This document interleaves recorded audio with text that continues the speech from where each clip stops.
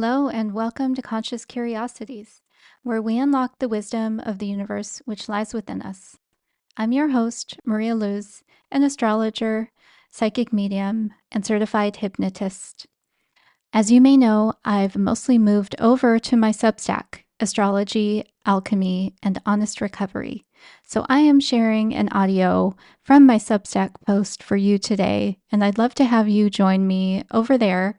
You can subscribe for free or as a paid subscriber for just $5 a month or $50 a year, and that entitles you to join in the monthly gatherings where I cover a topic on either alchemy or astrology and open it up for any questions you may have. I hope to see you over there. Thank you. You have zero animation when you talk about your work.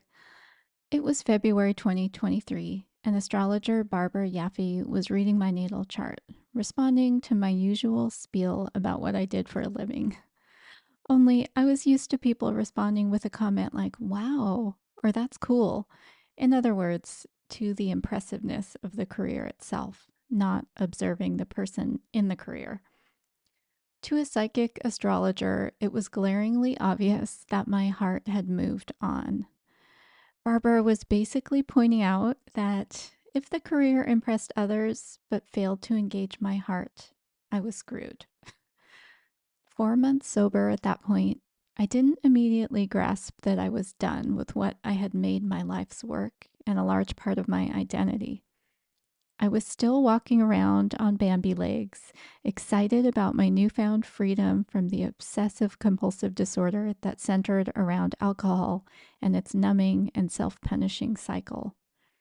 Yet the energy of her words and the energy behind her words resonated through me, echoing off the newfound spaciousness inside my mind and body. I am sure I felt that pure resonance as I moved through my daily yoga practice, walked along the marina with my dog, or kneaded bread. I'm sure that resonance awoke parts of my consciousness as I spent every spare moment studying astrology and tarot. I remember months later when the spark that Barbara had unknowingly ignited inside me claimed my outward attention. It had burned through my body and mind and manifested in my eye as a broken blood vessel.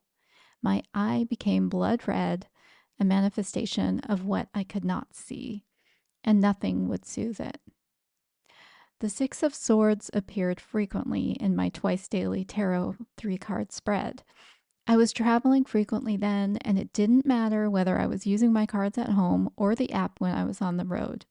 That dang card was haunting me. Since Barbara could not nag me incessantly, the card was there to remind me that I owed it to my mind and body to follow my heart, even if that meant dragging around the swords of regrets, uncertainty, or mistakes while I was in transition. Go, it was saying. You are already half gone, whether you acknowledge it or not. Now I know that time period and those swords were meant to hone a wiser self. The image symbol transmitted for the week of May 5th, a tuning fork, and the words, it is worth the effort to focus on the frequency you emanate. Every note matters. Tune into one another for harmony. I set an intention for the Oracle Tarot spread to be card 1, something I can control, card 3, something I cannot control, and in between, card 2, how to apply what I can control to what I can't. And the cards that came were as follows. Card 1, Daisy, Be Yourself, from the Illustrated Herbiary Oracle Cards by Maya Toll, illustrated by Kate O'Hara. The medicine of daisy is often ignored, as this unassuming flower is seen frequently sprinkled in grass at parks or at home, yet little daisy can heal bruises and calm inflammation. Daisy is quietly confident, not letting footsteps squash her spirit. Card 2, Love and Partnership, from Guides of the Hidden Realms Oracle by Colette Baron Reed. The words on the card are collaboration, intimacy, power dynamics. When we know ourselves deeply and do not pretend to be anything we are not, we are free to be as confident as Daisy. There is then no need to draw attention to our abilities when it is not appropriate, nor is there a tendency to allow oneself to be minimized when others inevitably behave poorly around us. Our inherent power is not something which needs to be proved or shored up. And card 3 was my friend, the Six of Swords. And again, this is in the something I cannot control position. And in the context of this spread, perhaps this represents the fact that we are going to find ourselves in that boat at one or many times in our lives, individually and collectively. Even when the transition is by choice, there will still be the mental swords to deal with while we process grief over the past or anxiety about the future.